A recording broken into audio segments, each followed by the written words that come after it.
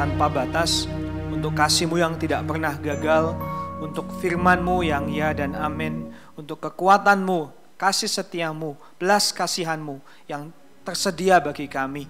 Kami orang berdosa yang tidak layak, tetapi Engkau melayakkan kami lewat anak-Mu Yesus Kristus yang datang, mati, bangkit buat kami. Sehingga kami selalu punya harapan, kami selalu punya modal untuk bersuka cita, kami selalu punya senjata untuk berperang dengan kuasa gelap, dan kami diberikan kekuatan untuk menjadi saksi dan duta-Mu ya Bapa, untuk dunia yang penuh kekurangan ini. Kami bersyukur ya Bapa, biarlah anugerah-Mu terus merubahkan hidup kami, mempersiapkan kami, terus melatih kami semakin serupa dengan Kristus Yesus. Sekarang kami rindu untuk mendengarkan firman Tuhan. Biarlah Engkau berbicara ya Bapa melalui hamba-Mu yang lemah, terbatas, berdosa ini, sehingga betul-betul pada pagi hari ini kami semua boleh disegarkan oleh kebenaran firman Tuhan. Terima kasih ya Bapa. Sekali lagi kami menyerahkan waktu ke depan dalam nama Tuhan Yesus Kristus. Amin, amin. Silakan duduk Bapak Ibu sekalian.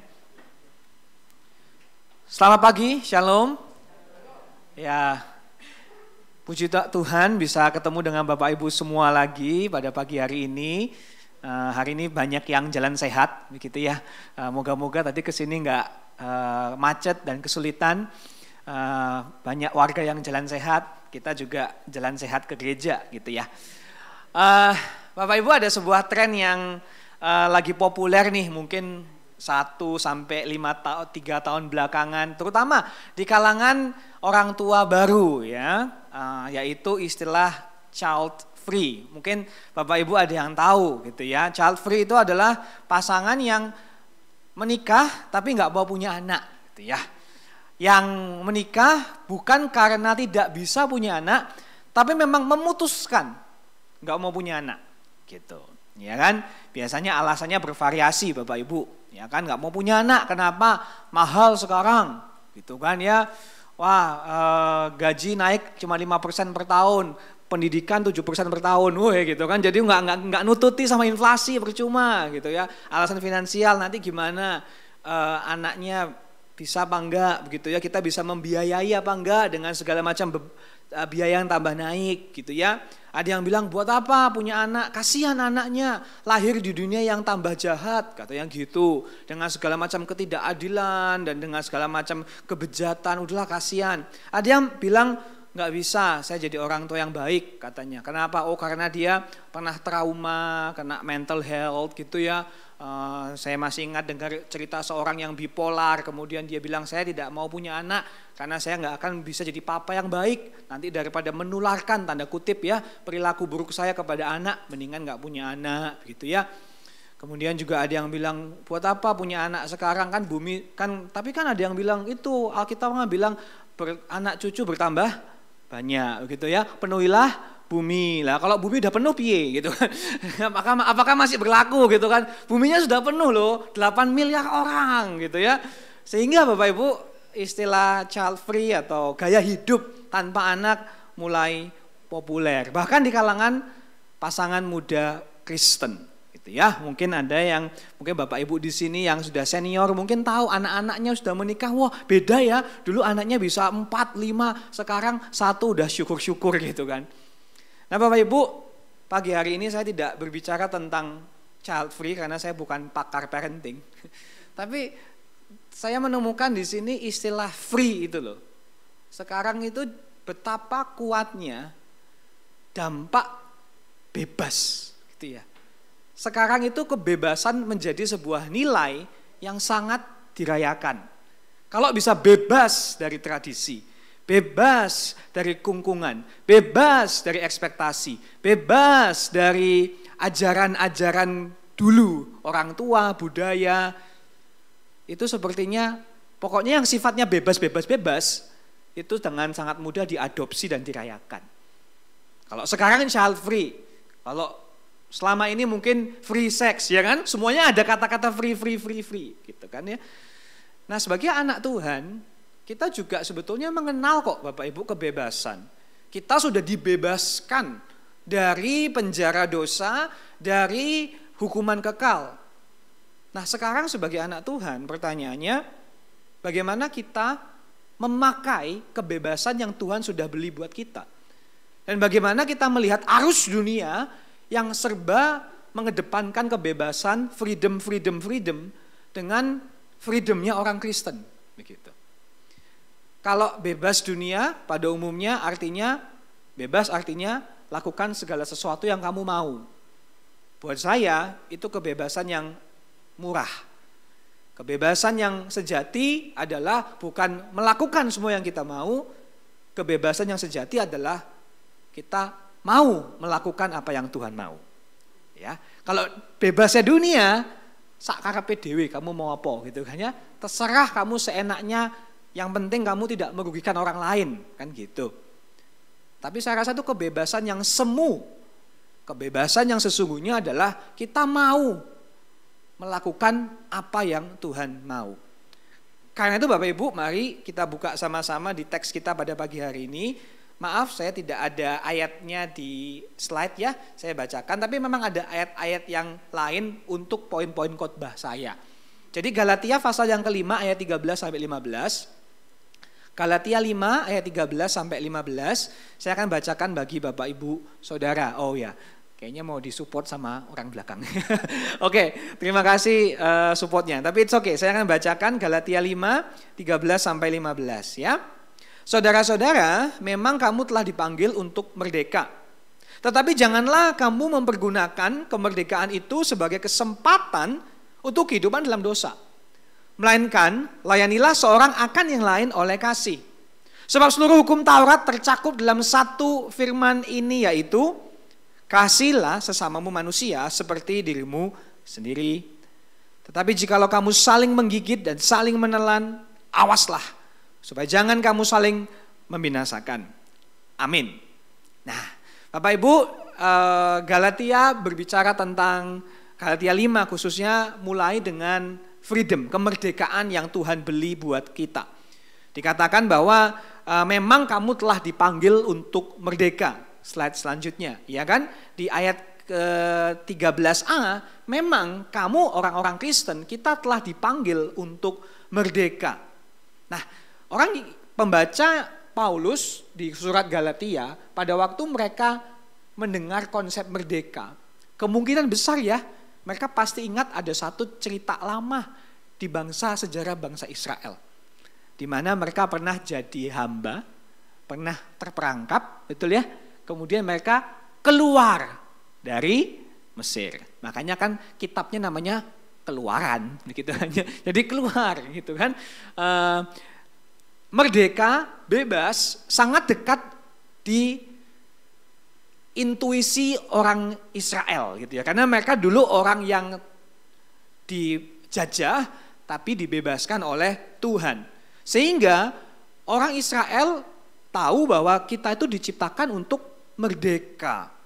Nah, tapi Bapak Ibu, yang saya mau tekankan di sini, kita diciptakan untuk merdeka itu untuk melayani Tuhan. Keluaran 8 ayat 1 misalnya bilang gini nih, biarkan umatku pergi agar mereka beribadah kepadaku, kata Tuhan. Jadi maksudnya bebas itu bukan bebas supaya kita hidup seenaknya, tapi kita dibebaskan Tuhan supaya kita hidup melayani Tuhan. Kita bebas bukan jadi anak liar, hidup sembrono, sembarangan, seenaknya sendiri. Kita dibebaskan untuk jadi anak Tuhan, gitu ya. Dengan kata lain, bebasnya orang Kristen itu bukan berarti gua nggak mau ada otoritas. Saya tidak mau lagi dikekang oleh aturan, gitu ya. Bukan. Tapi sekarang kita punya tuan yang baru, punya new master. Kalau dulu bosnya itu Firaun, gitu kan, dijajah habis-habisan, direndahkan, dieksploitasi. Sekarang bosnya kita adalah Tuhan Yesus. Dikuatkan, diperlengkapi, dibersihkan, dimurnikan, diutus. Gitu. Biasa kalau ngomong sama anak muda itu sering tuh mereka ngedumel gitu ya. Gak suka aturan papa mama merasa paling benar gitu. Wah, jadi mereka merasa pokoknya hidup itu apalagi kalau anak-anak remaja ya, woi, pengen bebas dari aturan. Aturan itu membatasi kesenangan gitu kan.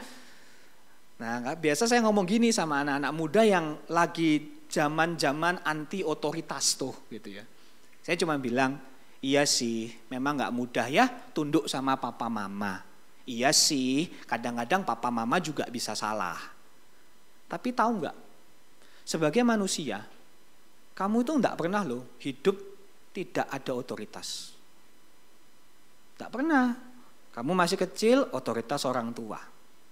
Kamu sekolah, otoritas guru. Kamu kerja, otoritasnya bos.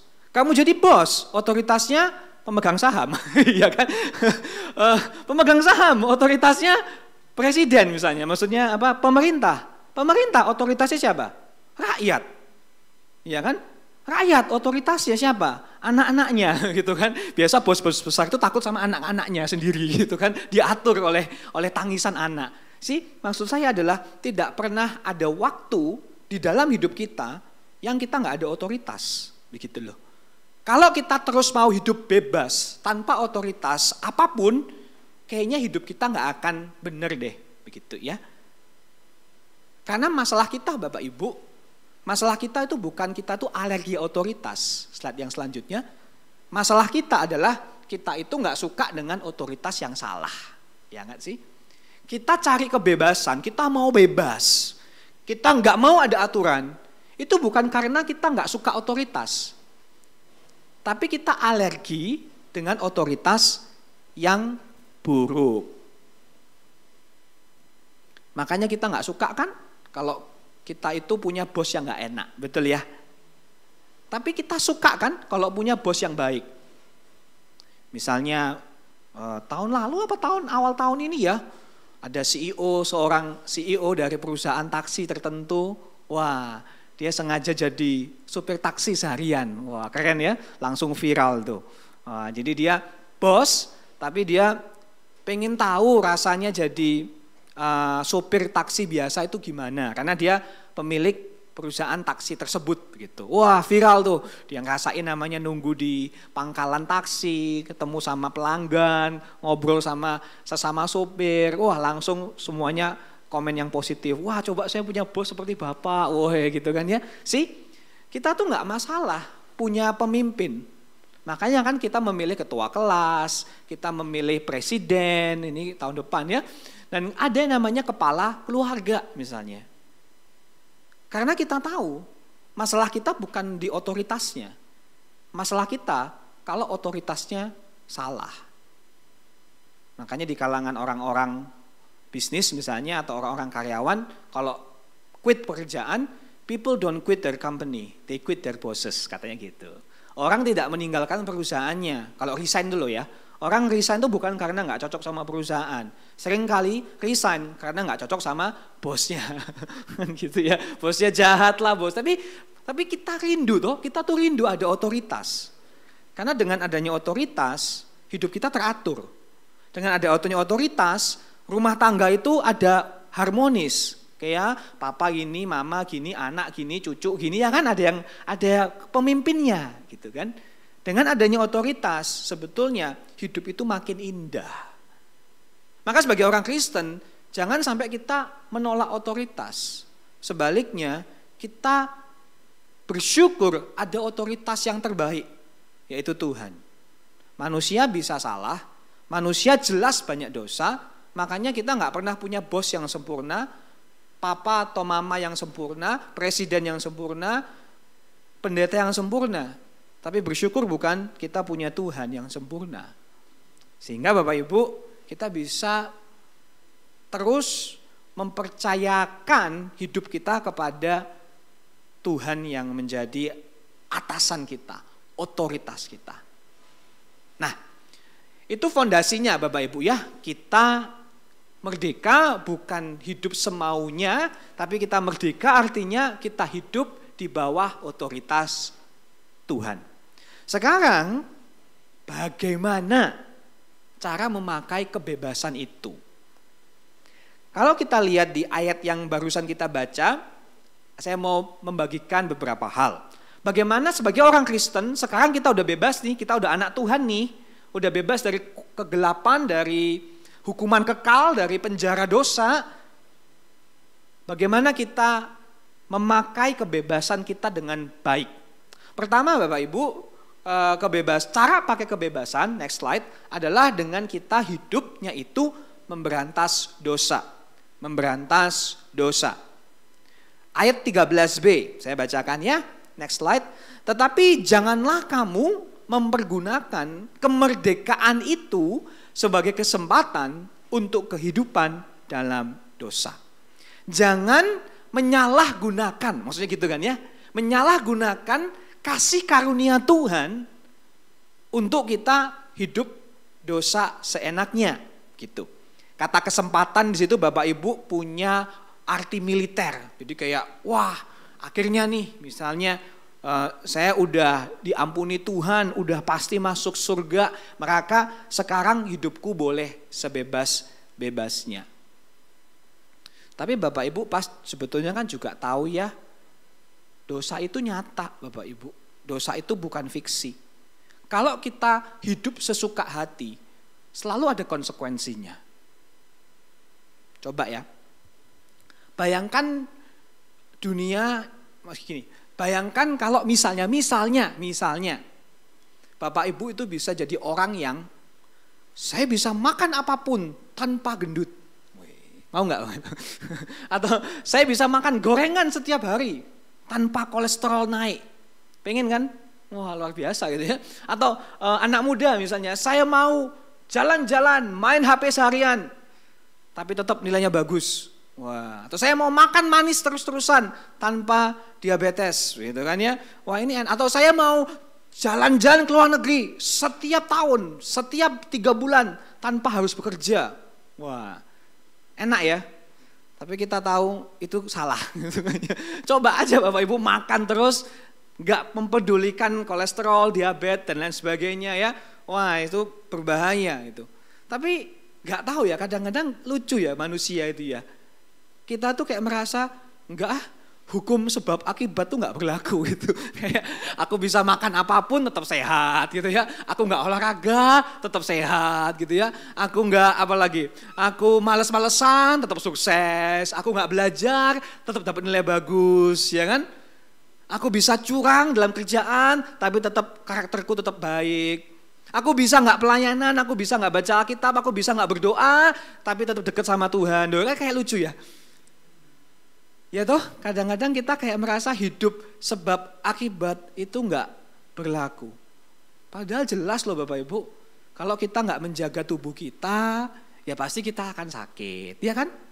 Kalau kita nggak menjaga karakter kita, kalau kita terbiasa kompromi dengan etika, maka kita jadi orang yang egois lah, sombong lah, kasar lah gitu kan ya. Kalau anak muda misalnya main-main dengan studinya, ya jangan haraplah dia bisa mendapat pekerjaan yang baik gitu kan ya. Tapi somehow kita merasa sebab akibat tuh gak berlaku. Karena udah ditebus sama Yesus, udah masuk surga, udah Kristen. Ya gak gitu juga. Maksud saya Bapak Ibu, mari kita sebagai anak-anak Tuhan, jangan sampai kita menerima dosa kita. Jangan sampai kita kayak nyaman dengan dosa kita. Jangan sampai kita merasa, ya aku ini memang orang berdosa, aku ini gak sempurna, maka dosa itu biasa saja. Kayak seakan-akan kita sudah nyerah gitu. Seorang suami pernah bilang sama keluarganya, aku memang suaranya keras, tapi aku nggak kasar. Ini bukan kasar, ini suaranya keras. Tapi jujur ya, semua anggota keluarga tidak merasa demikian. Suaranya nggak cuma keras, suaranya juga kasar, menyakiti hati, melukai orang. Tapi suami ini akan bilang, aku tuh memang begini, aku jangan dirubah. Ada ya yang kayak merasa, ya aku memang begini. Kayak suka memelihara ya dosanya gitu. Pernah juga ketemu orang yang bilang, saya nggak yakin bisa setia sama pasangan saya. Loh kok bisa? Iya, karena keluarga saya tukang selingkuh. Puji Tuhan dia jujur gitu ya. Tapi dia merasa itu dosa keturunan. Ngerti ya? Jadi dia udah langsung tuh kayak, iya ya gak yakin aku bisa setia sama istri. Jadi kayak ada menerima gitu loh. Kayak ya sudah aku memang bobrok, aku memang porno, aku memang lemah, aku memang jahat, aku memang kasar, aku memang gampang takut, aku memang khawatiran, aku memang depresif. Kayak menerima gitu aja. Tapi saya mau menghibur dan mendorong Bapak Ibu, jangan sampai kita kalah sama dosa kita Bapak Ibu. Kita gak diciptakan Tuhan kok untuk kita terperangkap oleh dosa. Slide yang selanjutnya. Kita diciptakan untuk tertawan oleh Tuhan. Kita gak diciptakan untuk kalah terus-menerus sama dosa-dosa kita. Sehingga kita jadikan dosa itu alasan, ya sudahlah aku memang gini, ya sudahlah aku memang malas karena dulu aku pernah disakiti. Wah, victimhood banget gitu ya, mentalitas korban sekali gitu. Gak bisa, bukan maksud saya adalah itu tidak benar. Sebagai anak Tuhan kita punya Roh Kudus, kuasa di dalam kita lebih besar bukan daripada kuasa di luar sana. Maka jangan kita menerima narasi di mana aku memang gak bisa berubah, kalau ngomong memang nyakitin orang. Gitu. Aku memang gak bisa berubah, memang aku butuh hiburan-hiburan lain. Saya kok gak percaya. Karena saya yakin apapun godaan, cobaan yang Tuhan berikan, Tuhan janji kok kita punya kekuatan untuk mengalahkannya. Kita gak diciptakan untuk terperangkap oleh dosa. Kita diciptakan untuk tertawan oleh Tuhan. Tuhan yang ngedikte kita. Sehingga kita tuh bisa punya kekuatan untuk melakukan yang benar. Kita gak diciptakan Bapak Ibu untuk kalah sama kerakusan kita. Kita diciptakan untuk jadi orang yang suka memberi, suka menolong. Kita gak diciptakan untuk kecanduan hal-hal yang duniawi. Kita diciptakan untuk berjuang untuk kerajaan Allah. Kita gak diciptakan untuk kalah terus oleh depresi dan kekhawatiran, parnonya gak habis-habis. Kita diciptakan untuk punya damai, sejahtera, dan sukacita dan harapan. Maka Bapak Ibu, jangan mau kalah ya sama dosa-dosa yang menyelimuti Anda atau misalnya keluarga Anda. Kalau Kristus sudah membeli kita, kita selalu bisa mengalahkan dosa kita. Amin. Yang kedua, bagaimana kita menggunakan kebebasan kita? Kita menggunakan kebebasan kita untuk melayani dengan kasih. Melayani yang lain dengan kasih. Ayat selanjutnya. Janganlah kamu mempergunakan kemerdekaan sebagai kesempatan untuk kehidupan dalam dosa. Melainkan, ya kan, ini tadi yang negatif, ini yang positif. Layanilah seorang akan yang lain oleh kasih. Sebab seluruh hukum Taurat tercakup dalam satu firman ini, yaitu kasihilah sesamamu manusia seperti dirimu sendiri. Wow. Paulus di sini waktu mengatakan layanilah seorang akan yang lain oleh kasih, itu lebih tepatnya dalam kasih dahulukan orang lain gitu ya. Dalam kasih kita kayak seakan-akan menjadi hamba. Karena kita juga mengasihi diri kita. Kasihlah sesamamu manusia seperti diri sendiri. Kalau kita bebas, kita tidak lagi mikirin diri kita terus, tetapi kita memikirkan kepentingan orang lain juga. Nah, di sini Bapak Ibu bertabrakan banget nih sama kebebasan modern. Saya cerita sedikit ya. Zaman sekarang ini kan zaman serba boleh Bapak Ibu ya, secara umum deh. Karena kita dapat imbas gerakan-gerakan globalisasi, woke, kalau tahu ya dari barat begitu ya. Di mana ya ini perasaanku, ini tubuhku, ini cara pikirku, terserah aku mau ngapain gitu kan. Kamu harus menerima aku apa adanya. Kalau kamu menolak cara pandangku, kalau kamu menolak keputusanku, kamu menolak aku. Loh kok gitu? Tapi itulah yang terjadi. benar-benar zaman serba boleh dan kita agak dituntut untuk menerima gaya hidup apapun. Karena itu mengedepankan kebebasan.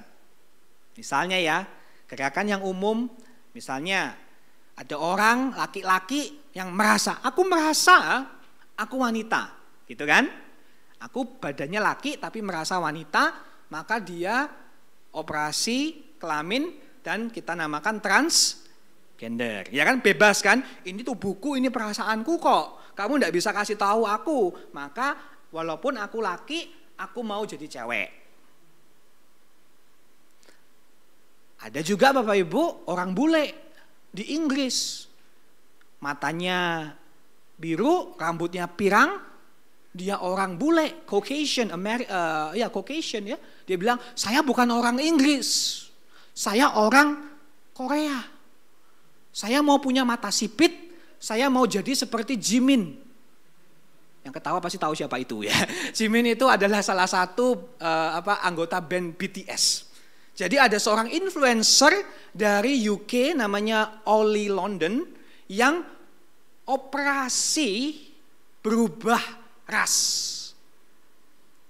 Ini namanya transrasial. Orang Amerika, orang bule jadi orang Asia. Aku merasa aku Korea, lucu ya. Tapi itu yang terjadi. Tapi masih belum selesai Bapak Ibu. Ada orang yang secara fisik normal, tetapi dia merasa terlahir cacat. Dia kakinya sehat, tapi dia merasa aku orang lumpuh. Maka dia sengaja lompat dari loteng supaya kakinya remuk. Itu ada namanya transable. Orang yang baik-baik saja tapi merasa cacat. Tangannya punya tapi merasa enggak, aku putung apa sih? Jadi dia sengaja melukai tangannya supaya sesuai dengan keadaan hatinya. Kalau Bapak Ibu nggak percaya nanti pulang bisa di Google, ada tuh. Transable dari istilah disable, tahu ya, disabilitas. Jadi bayangkan Bapak Ibu, ini kebebasan yang sudah gak karu-karuan, ya kan? Transgender, transrasial, transable, apalagi coba gitu. Kalau saya mah suka transfinansial gitu kan ya. Orang miskin merasa kaya, gitu, lumayan gitu kan ya. Tapi mungkin gak bisa diterima juga secara pajak oleh Bu Mulyani gitu ya. Nah, itu mungkin trans yang saya mau gitu ya.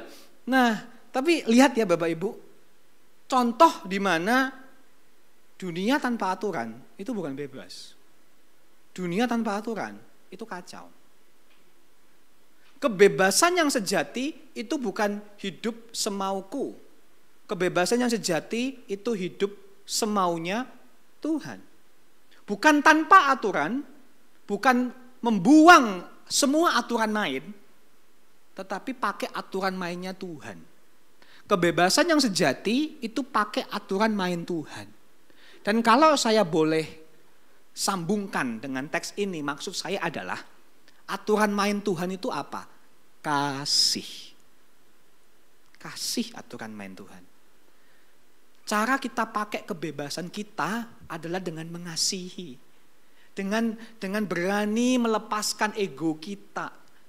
Mendahulukan kepentingan orang lain. Misal, next slide ya, contoh kebebasan yang umum mungkin Bapak Ibu tahu nih. Masih ingat dulu waktu awal-awal pandemi vaksin mulai keluar? Ada orang-orang ya, dapat vaksin pencobaan pertama. Begitu dapat vaksin, bebas kan? Nggak bisa kena COVID kan? Malah agak kurang ajar bukan? Malah ketahuan katanya gitu ya.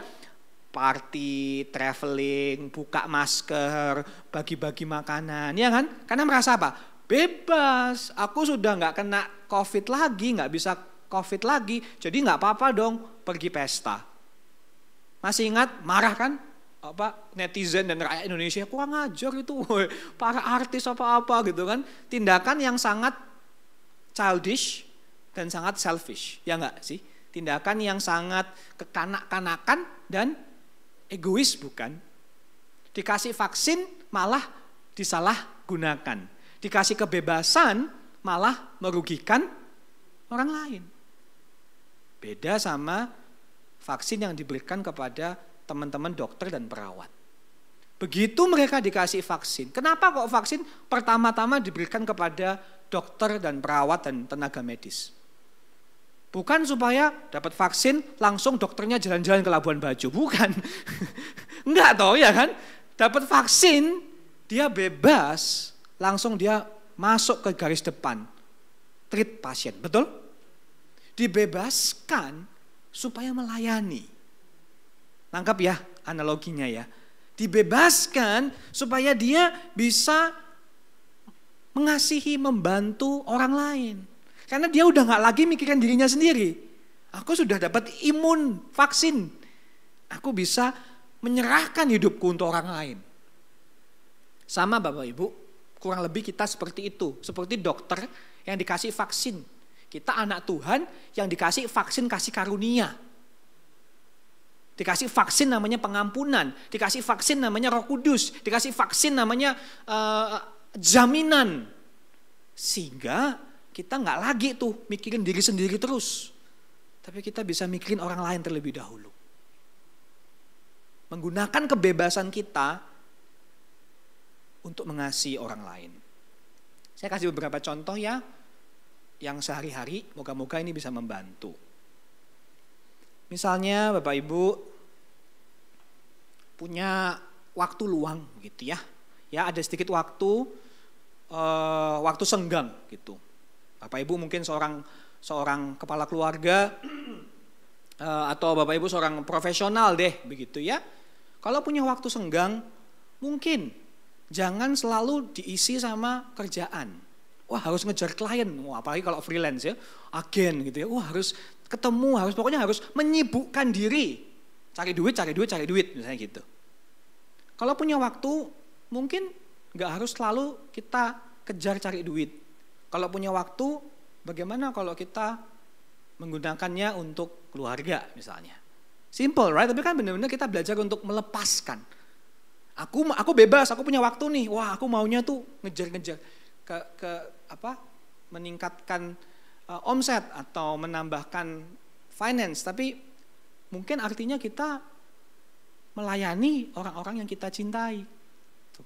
Mungkin anak remaja kita lagi galau di sekolah, nggak mau ke sekolah karena apa gitu ya. Dan kita ayo sama papa sama mama pergi berdua ngajak ngobrol gitu kan ya. Kadang-kadang kita terlalu sibuk ya. Sehingga kita gak punya banyak waktu tuh. Karena tiap kali ada waktu senggang sesedikit pun kita pakai untuk kemauan kita. Bagaimana kalau kita punya waktu itu kita sengaja tanda kutip menyediakan waktu kosong nganggur itu untuk orang lain. Anak-anak muda juga sama nih. Bagaimana kalau ada waktu senggang itu jangan kelamaan deh main HP-nya gitu. Nggak apa-apa sih main HP saya juga gitu ya. Tapi mungkin dikurangin gitu misalnya. Biasa kalau lagi senggang, lagi capek, misalnya nonton film itu bisa 2 jam. Mungkin 1 jam aja. 1 jam yang lainnya ketemu sama temen. Persekutuan, ibadah, apalah gitu ya. Ayo kita gunakan kebebasan kita, kebebasan waktu kita untuk melayani. Karyawan misalnya. Apakah di sini ada yang masih WFH atau gabungan dari WFH? WFH itu kan memberi banyak kebebasan ya, work from home. Tapi ayo misalnya teman-teman yang WFH jangan korupsi waktu misalnya gitu. Meskipun WFH harus tetap produktif, harus tetap meet the target, harus tetap membawa kontribusi bagi perusahaan di tempat di mana Anda bekerja. Jangan menyalahgunakan, gak usah ke kantor nih. Wah gitu kan. Justru kamu gak di kantor, ayo dong maksimalkan kebebasanmu. Nggak ke kantor artinya kan nggak kena macet gitu kan misalnya. Nggak ke kantor artinya mungkin bisa dikerja dari rumah, nggak usah pakai baju yang ini jadi mengurangi biaya laundry misalnya gitu. Kan banyak kan yang dihitung-hitungnya. Ayo pakai kebebasan kita untuk tetap produktif meskipun kita nggak ngantor setiap hari, ada fleksibilitas waktu. Ayo kita melayani orang lain gitu misalnya. Mungkin contoh yang terakhir apalagi ya, saya memberikan misalnya teman-teman para para pemimpin, para bos di tempat ini kalau ada, para pemimpin dalam berbagai macam panggung ya, entah pemilik atau manajer atau supervisor. Saya rasa kalau Anda punya posisi tinggi, Anda punya kebebasan, betul ya? Kebebasan nyuruh-nyuruh, kebebasan kasih tahu orang, pokoknya kebebasan yang Anda punya power lah maksud saya, betul ya? Mungkin cara Anda melayani orang lain sederhana adalah bagaimana kalau Anda sebagai bos sengaja mengundang masukan. Gitu. Di dalam rapat, biasa bos itu karena udah punya karisma, dia ngomong A, semua meskipun B ngomongnya juga A. Iya kan? Karena takut sama bosnya. Gitu. Anda kalau seorang yang karismatik, punya power, punya talenta, punya bakat, punya intelijen, punya pengalaman, ketahuilah bahwa Anda tuh punya power untuk mempengaruhi perusahaan atau grup yang Anda pimpin.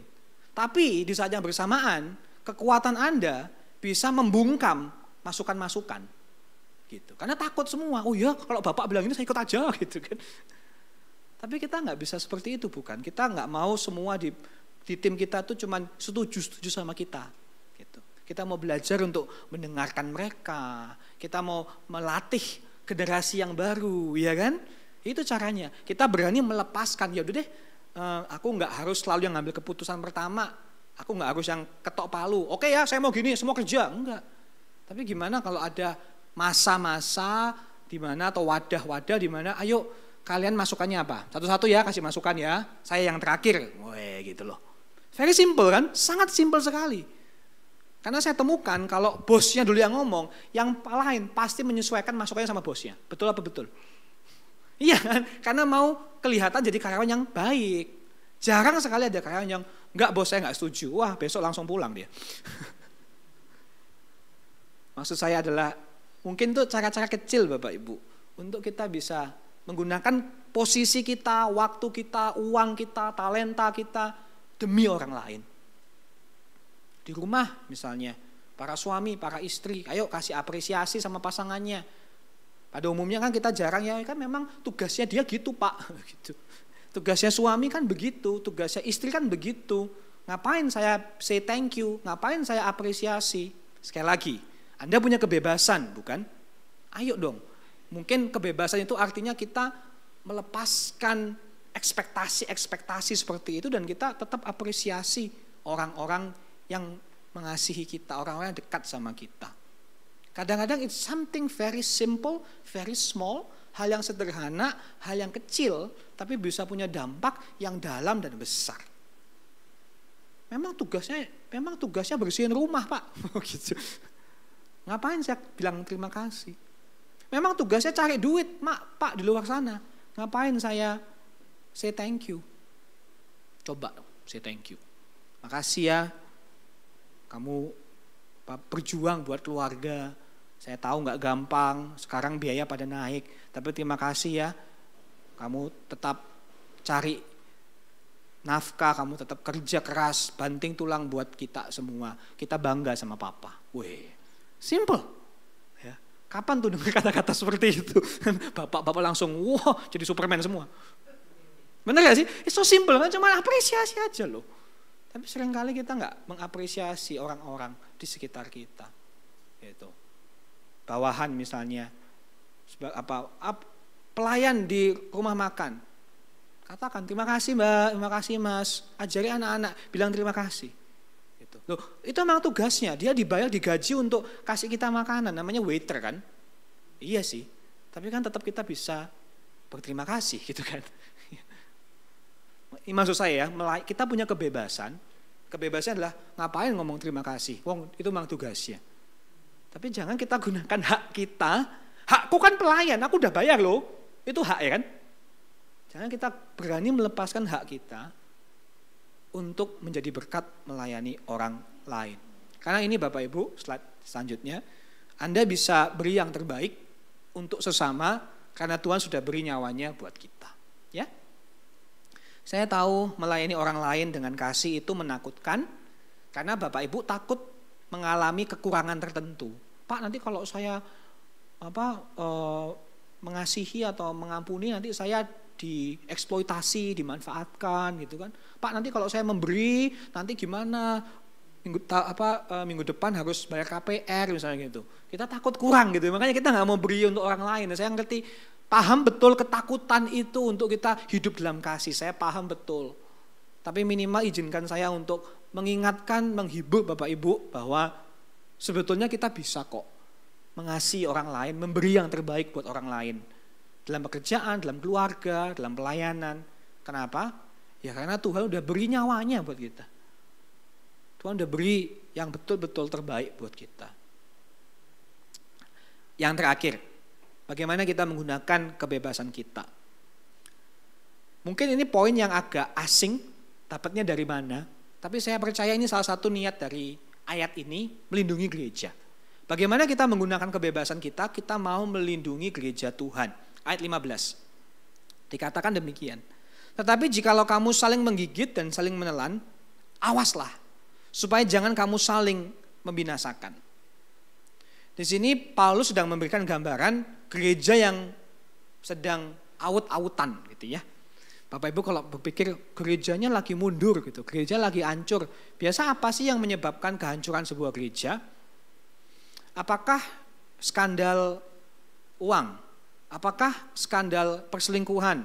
Ya kadang-kadang ada, tapi itu jarang. Dan biasanya yang kita ketahui cuma kasus-kasus besar saja. Lebih sering terjadi Bapak Ibu, gereja itu hancur karena semua orang di dalamnya atau sebagian besar di dalamnya mau menang sendiri. Saling menggigit, saling menelan. Ya. Jadi gereja itu dihancurkan karena orang-orang di dalamnya belum bebas, masih harus mempertahankan ego dan hak-haknya masing-masing. Ini gambaran yang Paulus sedang berikan, itu seperti gambaran binatang yang saling gigit-gigit gitu ya.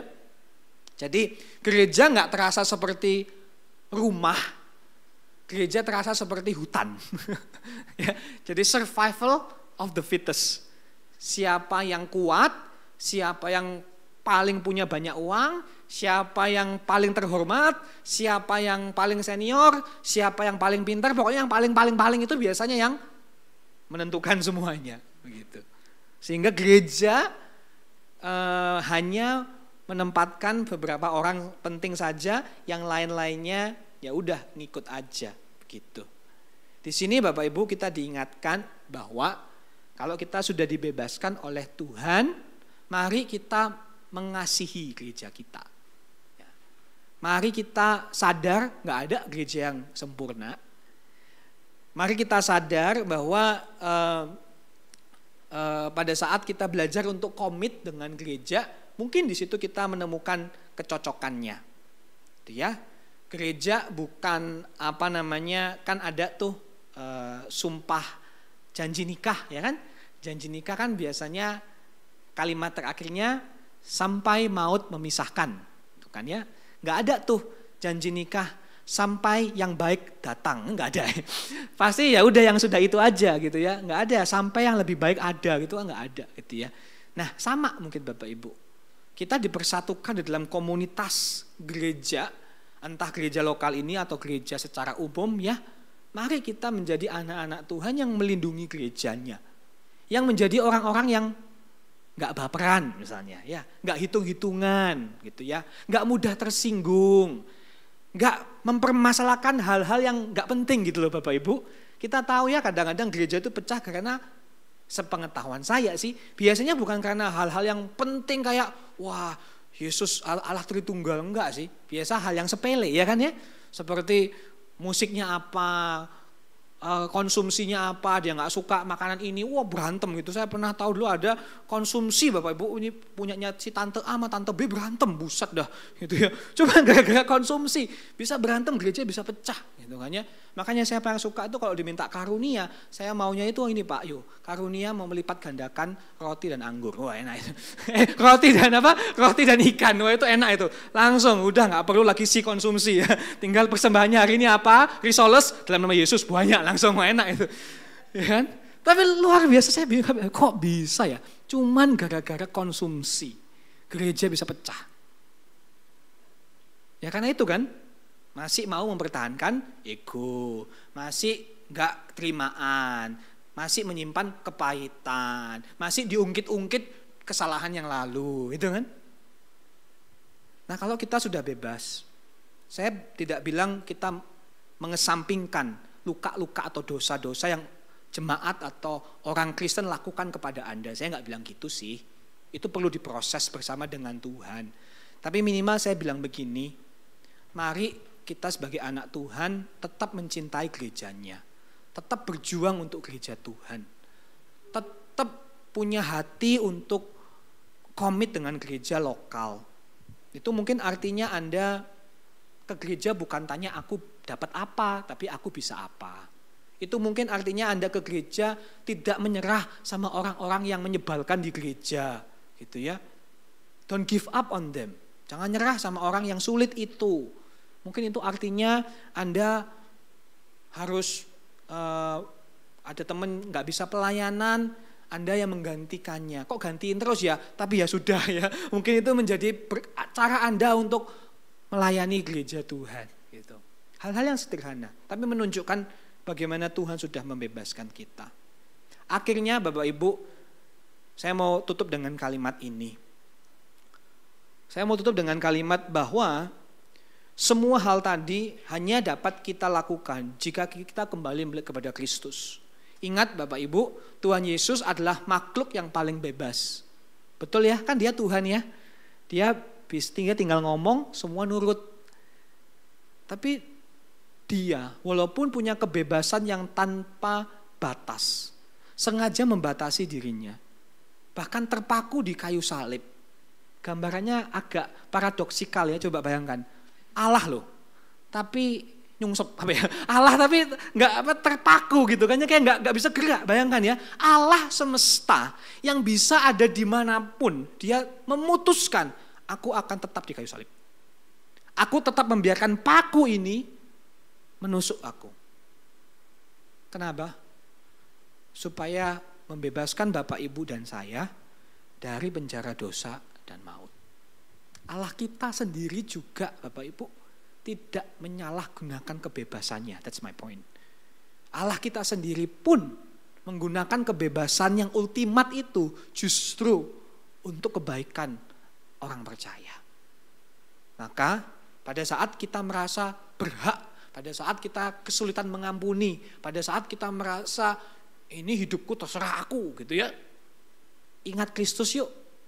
Bagaimana dia yang tanpa batas sengaja membatasi bahkan mati di kayu salib untuk kita. Supaya kita bisa bebas. Kita bisa bebas memilih yang benar bukan yang salah. Kita bisa bebas memilih yang suci bukan yang kotor. Kita bisa bebas menjadi orang-orang yang membangun bukan orang-orang yang menjatuhkan. Itulah kebebasan yang sejati. Amin. Yuk kita berdoa. Tuhan terima kasih untuk firman-Mu. Terima kasih untuk kemerdekaan yang Tuhan berikan lewat pengorbanan anak-Mu. Hari ini sebagai anak-anak Tuhan yang sudah ditebus, kami punya kebebasan, kemerdekaan. Bukan merdeka untuk hidup sembarangan, tetapi merdeka untuk hidup bagi Tuhan. Tolong ya Bapa supaya kami memakai kebebasan kami untuk memberantas dosa kami. Untuk melayani dengan kasih dan untuk melindungi, mencintai gereja Tuhan di tempat yang Tuhan panggil kami hari ini.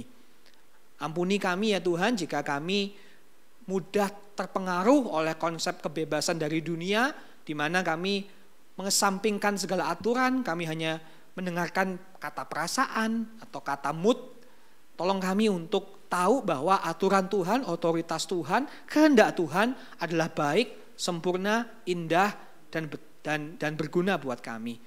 Biar kami bisa memakai kebebasan kami nggak lagi diikat oleh kuasa kegelapan, kami nggak lagi diperhambakan oleh kecanduan, ketakutan, depresi, kekhawatiran, dan segala macam ketakutan dan dosa-dosa lainnya. Kami dibebaskan untuk menjadi berkat. Terima kasih ya Bapa, mampukanlah kami semua untuk menghidupi firman ini dengan mengandalkan anak-Mu yang tunggal yang sudah mati buat kami. Dalam nama Tuhan Yesus Kristus, amin.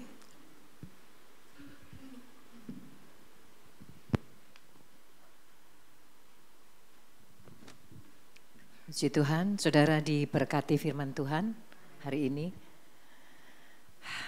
Semua suka yang free? Ini lagi, kayaknya semua suka deh free. Ya, buy one get one free gitu kan ya. Itu langsung full gitu. Apalagi kalau buy one get 10 free gitu ya saudara. Itu malah banyak peminatnya. Tapi hari ini kita diberkati firman Tuhan supaya kita tahu batasnya apa. Memang betul manusia hidup di bumi itu enggak ada yang bebas. Bahkan saudara tahu kalau kita nonton itu apa yang Pak Yu sering nonton yang binatang-binatang itu. Kayaknya di hutan ya. Tapi tetap ada batasnya. Coba lihat. Kalau berani apa binatang-binatang contohnya rusa lah dan lain sebagainya. Itu masuk ke daerah-daerah Raja Rimba habis dia. Kayaknya masih memang terbatas gitu. Ya, nah itu sebabnya saudara pagi hari ini kita mendengar kebenaran firman Tuhan ya supaya kebebasan kita yang tadi diberikan itu diberikan yang pertama untuk memberantas dosa. Karena hari-hari ini yang viral itu saudara, saya nggak tahu harus apa ya, melihatnya anak-anak kita juga itu hati-hati sekali. Ya kita harus pintar-pintar sebagai orang tua jangan melepaskan begitu saja. Ini viral sekarang ini kebebasan yang ngawur. Bahkan melawan Tuhan. Ya, bagaimana mungkin kita tidak benar-benar belajar ke dunia ini saudara untuk kita benar-benar memakai sebuah kebebasan ini bukan sebuah kebebasan yang ngawur. Ya. Bahkan sekarang pun di gereja seneng yang bebas, nggak usah nggak datang, nggak usah ditanya lah. Ya udah biarin di gereja sibuk dikit mau lihat HP, nggak usah ditanyain, nanti dia nggak datang loh, saudara. Sekarang ini ancaman-ancaman itu justru apa? Aku datang harus sebebas-bebasnya. Ya, ini yang harus kita pelajari. Jadi hari ini kita bisa melihat yang pertama. Kebebasan itu untuk memberantas dosa. Yang kedua, kebebasan itu bukan melayani dirinya, egonya, tetapi apa dikatakan melayani dengan kasih. Nah, orang-orang yang seperti ini saudara ketika dia tahu dibebaskan. Saya itu tadi waktu Pak Edo sharing firman tadi saya ingat hampir setiap orang yang bertemu dengan Yesus dan dia dilepaskan dosanya. Saudara dibebaskan dari dosanya. Dia enggak langsung hura-hura pakai kebebasannya. Seperti wanita yang berzina ketika Yesus katakan go and sin no more. Dibebaskan kan dia. Tapi apa yang dia lakukan? Berbuat dosa lagi? Enggak loh. Malah dia menjaga hidupnya dan dia memberitakan ini loh Injil kebenaran. Wah saya tadi waktu dengar sharing gitu iya. Bagaimana dengan kita saudara? Bagaimana dengan saya? Saya lagi introspeksi diri. Ketika kita sudah merasa dibebaskan dari setiap belenggu dosa. Kita mau melayani atau kita melayani diri kita sendiri. Poin itu yang saya benar-benar di situ tadi merasakan ini yang harus kita lakukan. Yang ketiga, melindungi gereja. Ya, tadi dikatakan gigit-gigitan. Di sini nggak ada yang gigit-gigitan. Jadi jemaat yang di sini yang nggak ada yang gigit-gigitan ya, nggak ada yang menggigit dan ayatnya tadi ya saudara, kita semua di sini saling mengasihi, amin. Gigitnya di kaki bukan di kepala, gitu ya, puji Tuhan. Tapi nggak ada saudara, kita mau bersama-sama bertumbuh pakai kebebasan yang benar, amin. Tidak ada yang tidak mampu, karena Tuhan juga melihat. Bukan kemampuan, saudara pintar, saudara hebat, tapi apa? Tuhan cuma melihat kemauan. Ketika kita tahu belenggu dosa sudah dihapuskan, itu anugerah terbesar. Karena seharusnya kita ini binasa. Katakan sebelah kanan kiri, harusnya kita binasa. Kalau sudah binasa mau apa saudara? Gak ada lagi ya. Itu sebabnya kita hidup oleh karena anugerah. Pujian tadi mengingatkan kepada setiap kita bahwa kasih karunia anugerah Tuhan itu terlalu besar. Amin, saudara.